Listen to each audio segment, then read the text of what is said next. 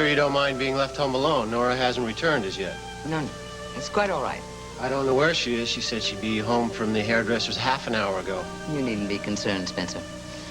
In fact, I won't be alone. I'm expecting company. There, you see? Excuse me.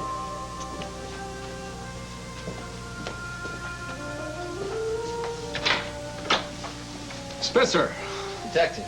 Don't look so worried. I'm not here to arrest anybody. In fact, I think Mrs. Saxon is expecting me. Yes, sir. Come in, please. Thank you. Good evening, Damian. Good evening, Mrs. Saxon. You see, Spencer, I'll be quite safe. I have police protection. Yes, ma'am. I'll say good night then. Good night. Good night. How nice of you to come by, Damian. Well, I just couldn't resist the invitation. Please. Thank you. Would you care for something to drink? No, thanks. I just thought it would be nice if we became better acquainted. If for no other reason than the fact that we both admired your late father. Well, that's a very good reason. Although there is someone else in whom we share a common interest. I mean Raven, of course. You know, I was very surprised when you told me that Raven had left town. Where'd she go? The Caribbean. She's been very depressed lately. I just hope it helps. Well, I'm sure it will. In fact, I'll bet Raven is very happy right now. In fact, I wish I were in the Caribbean myself.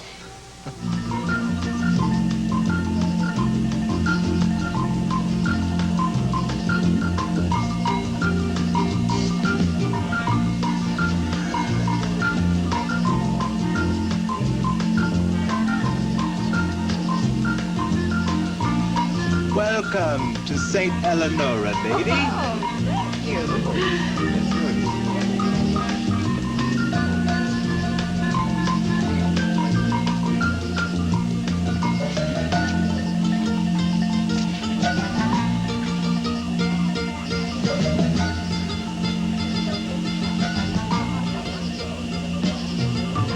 Here I am, in my beautiful stripes, in the beautiful Caribbean. And what good is it without a man?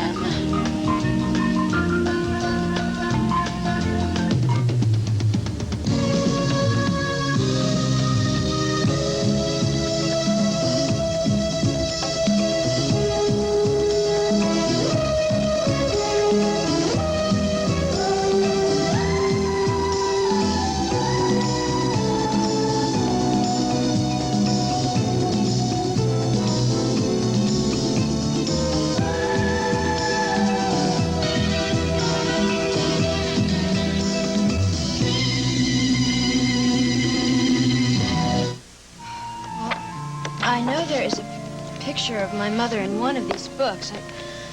I brought it with me when I came from Springfield, and Nicole thought it belonged in the family album. Your mother isn't really related to Nicole, is she? No, we have same father, different mothers. Lucky Nicole. Although, our father wasn't too much of a bargain himself. You never really knew Ben Travis, did you? No, I didn't. But then again, I didn't really know my mother, for that matter, and I lived in the same house. Yeah, from what I gather, your childhood isn't the best one that anyone's ever had. I never really told you much about it, did I? No, I thought I'd let you tell me when you were ready. Well, I guess now is a good time, since I haven't been able to think of anything else. Since the doctor's been over and he told me my mother is very sick.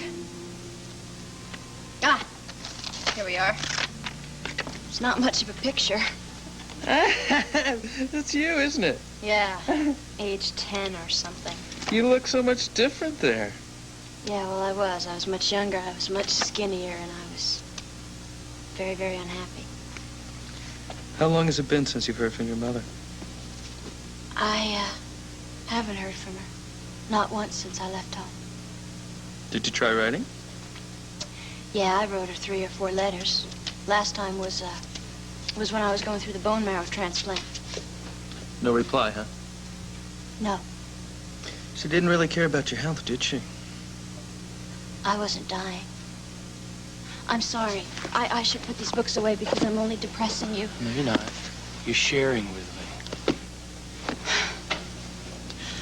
Well, there was only one reason that I was born. my mother let me be born. And that is because she thought it would be a way to convince Benjamin Travis to leave his wife and marry her. Except it didn't work out that way. And I think my mother took her disappointment out on me, and she treated me very badly. Well, the way people use kids, maybe it's best that you left when you did. Gavin, it wasn't voluntary. I was told to leave, just as soon as she thought I was old enough to make a living on my own. How old were they? 15. Well, even if she is so sick, I'm not so sure you owe her anything. Well, I really don't know what to do. I mean, I could go home, I suppose. But then again, I'm not really sure I want to do that. And God knows if she'll even welcome me. You know what I think? I think you ought to get another medical opinion.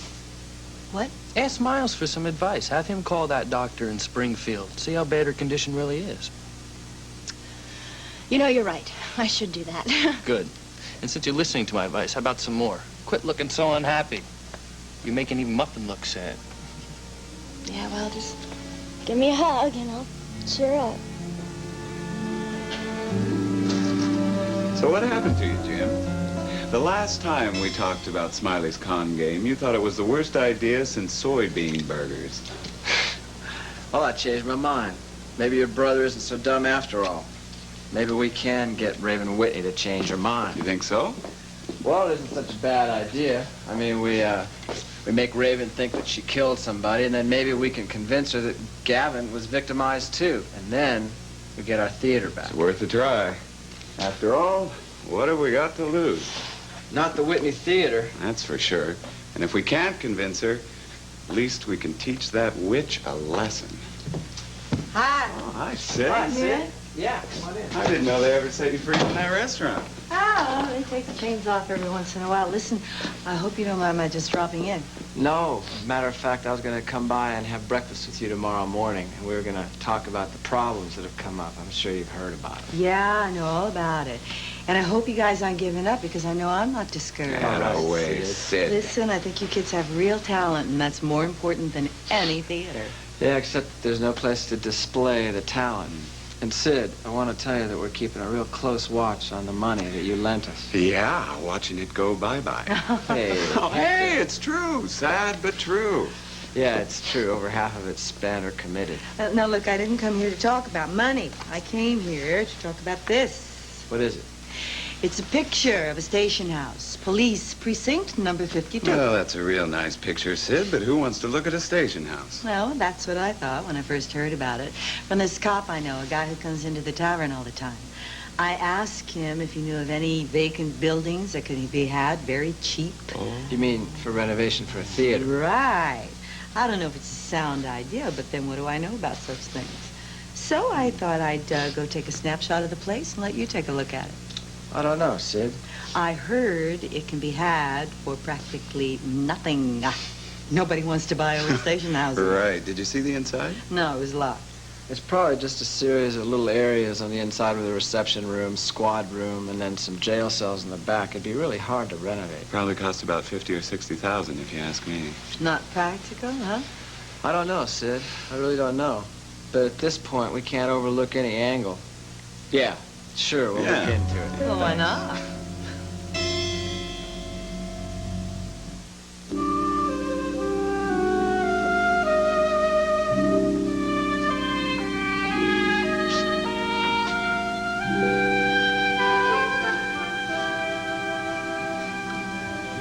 You know, you're really something, Jim. You're a much better actor than I ever gave you credit for. You know it didn't make any difference when Uncle Sam took that supposed inheritance away from you. You do know that.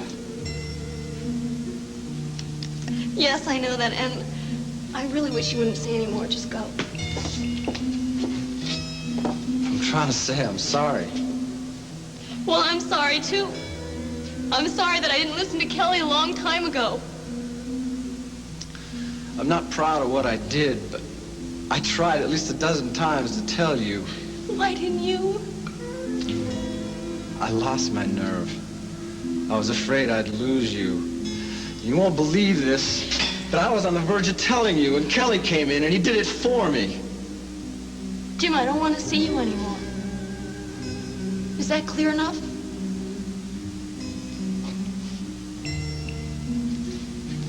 Yeah.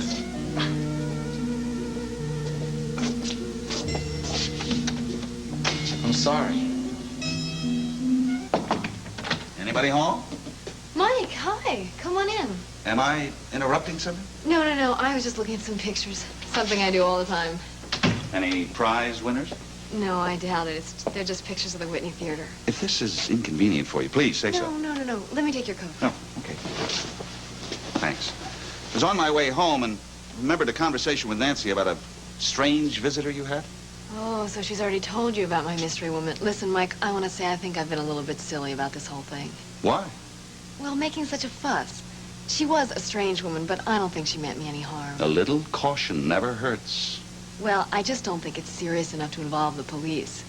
And not just the corner policeman, but the district attorney himself. I'm here as a friend. But I am curious, too. Even though the Whitney case is officially closed, there's still some, well, can't call them loose ends, more like dangling threads. You mean like who killed Sky Whitney? That's right. Of course, we're assuming it's an entirely different case, that the shooting had nothing to do with the crimes he committed in Monticello. Do you think it was just a criminal in Switzerland? We honestly don't know. We're hoping the Swiss police can give us the answer. It's their jurisdiction now. I see. But I'd like to hear more about this mystery woman who said she knew Sky Whitney. Well, I can give you her name anyway. Libby Webster. She said that since we were both friends of Sky, she wanted to introduce herself. I told her that I really didn't consider myself a friend of Sky's. But you did know him, even before Monticello, I mean. Well, for one spring break from school in St. Moritz, that was all. That was about 2-3 years ago? Oh, even more than that. And nothing came of it. But apparently, for some reason, Sky carried my picture. And this woman had that picture? Yes. It was exactly like the one I gave Sky when we said goodbye. Now, how she had it, I don't know. Did she say what she wanted from him? She gave me the impression that she didn't know herself. That's odd. Well, she was odd, Mike. And then she said something very strange. She said she wanted to know who Sky's friends and enemies had been. This may be difficult for you to judge, but did you get the impression that this Miss Webster might have been romantically involved with Sky Whitney at one time? Well, she didn't say that, but if you'll accept intuition, I'd say there was a good possibility. Then it's also possible that there's some jealousy involved. Oh, but Mike, the man is dead. With some people, emotions like envy, jealousy don't end with death. I think it might be worthwhile to talk to this Libby Webster, just in case she can add to our information about Skylar Whitney. I don't know how to get in touch with her, Mike. And I'll see if I can catch up with her and find out what she's all about. Oh, they're nice. When'd you take those? Well, actually, I didn't take these. Jim Diedrichson took these before everything changed. Yes, I understand. Hearing from Miss Webster again, and if you do, would you let me know? Oh, I will. You're not going to have her arrested or anything, are you? Oh, don't worry. We'll just ask her a few polite questions about her connection with Skylar Whitney. Since he is a murder victim, it gives us the right to ask questions. Yeah, I guess so. But you know, Mike, to be honest with you, I hope I don't hear from her again. If you do, I'd like to know, okay? Okay. Thank you. Good night, Valerie. Good night. And thank Nancy again for me. I will. Bye. Bye-bye.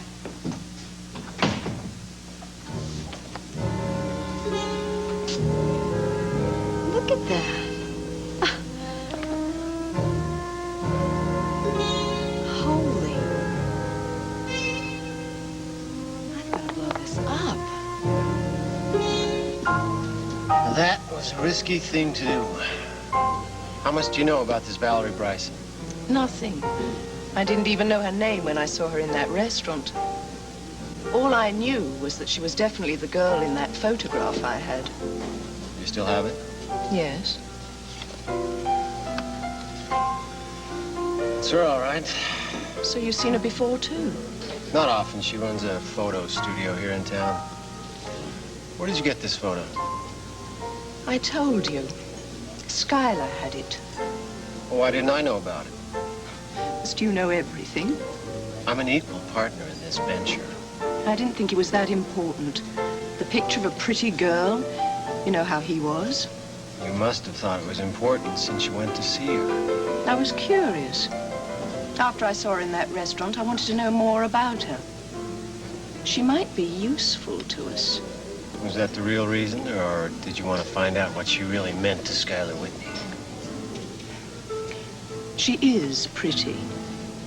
The picture doesn't do her justice. You're jealous. You're wrong. I don't care about her. The woman I really want to meet is Raven Whitney. Well, you can't meet her yet, and I don't know when you can. Why not? Because Mrs. Whitney is gone, and I don't know when or if she'll be back. Yes, Damian, I have accepted it. I believe the police theory is correct about my poor, misguided nephew. Oh, that must have been very painful for you, recognizing that somebody who was very close to you was capable of murder. It was. But the trouble is not with me. It's Raven. You know, she still refuses to believe anything that we tell her. She has rejected all of the evidence that we've shown her. She wants to be convinced that her husband was totally innocent. Oh, I dare say there is some small part of her someplace that recognizes the truth, even though she won't admit it publicly or privately. Mrs. Saxon, I have to tell you something. Raven is very fortunate to be alive right now. There very nearly was another murder. What do you mean by that? I don't think that Sky Whitney had any intention of letting Raven use that return ticket from Switzerland.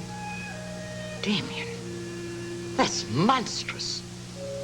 If there's one thing I do know, I know he loved her. Well, that may have been true to a certain degree, but she posed a very serious threat to him. If he had let her go back to Monticello, she had a piece of evidence that would have pinned Bobby Gerard's murder on him. He had no other choice. Good Lord. If Sky Whitney had not been shot on that mountain slope, Raven would not be enjoying her life in the Caribbean or any place else. She'll never believe that, you know. Let me give you some advice, Damian. Don't ever try to convince Raven of that. She won't thank you for trying to destroy her illusions. She may even end up by despising you for it. And somehow, I don't think that's what you want. Am I that transparent? I don't envy the way you feel about Raven, any more than I do the way I care about her. She's spoiled and selfish and any number of other things I deplore. But nonetheless, I do care about her. And I want her to be happy.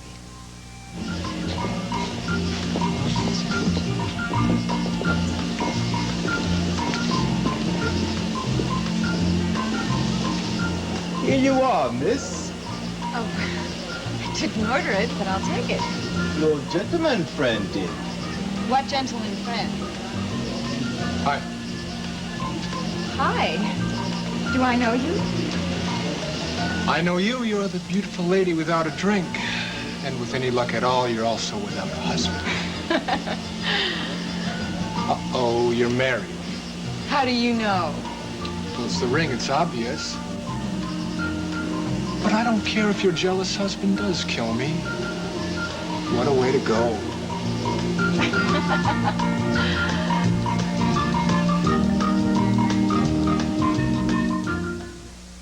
I knew it was too good to be true. In fact, the moment I walked in and saw you, I said to myself, a beautiful woman like that, no, she could never be alone. But you're wrong, I am. That's impossible. How could your husband dare to leave you? Well, it wasn't his choice, believe me. Oh?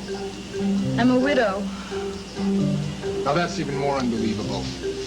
All the widows I know are little old ladies with blue hair. Well, I am. My husband died a while ago.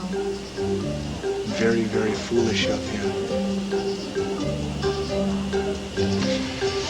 I'm sorry, that was a very callous thing for me to say. It's just that I can't imagine any man leaving you for any reason at all. Well, I can't imagine you without a girlfriend either. Where is she? At the bar? In the casino? No. I came here to be alone.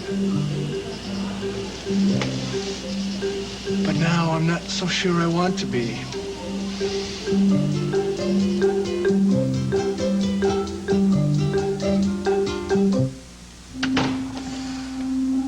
I must be crazy. It can't be true. It's just not possible. Oh, God, I swear that was Sky's face.